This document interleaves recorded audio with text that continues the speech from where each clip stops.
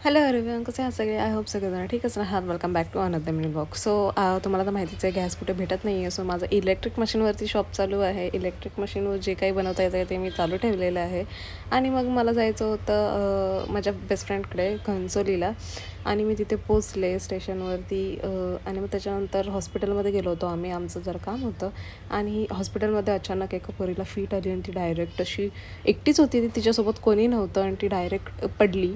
त्याच्यानंतर आम्ही मग तिला नीट पोचवलं आणि मग आमचं सगळं झालं होतं. हॉस्पिटलमध्ये वगैरे जाऊन जे काय काम होतं ते केलं होतं. आणि मग आम्ही निघालो होतो उपवनला. ठाण्याला जिथे उपवन आहे तिथे मी कधी बघितलं नव्हतं. सो मला ती म्हटली चल आपण जाऊया. खूप मस्त असं तिथं वॉटरमध्ये लाईट होती आणि सॉंग्स वगैरे लागले होते विठ्ठलांचे. सो मग आम्ही उपवन फिरलो, दोघीच होतो. मस्त असं फिरलो, तिथून खाल्लं पिल्लं आणि मग निघालो घरी जायला. लिटरली मी सकाळचे 9 वाजल्यापासून घरातून निघाले आणि आता रात्रीचे काहीतरी 10:30-11 वाजता आहेत. अजून मी इथेच आहे.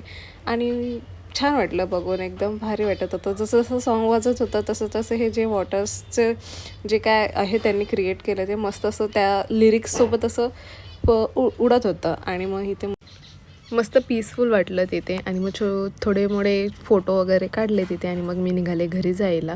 सो रस्त्यात जाता जाता खूप असं काही जे काही दिवसभरात घडलं त्याचा विचार करत होते. आणि मग घरी आले आणि ह्यांची तर नाटके बघा.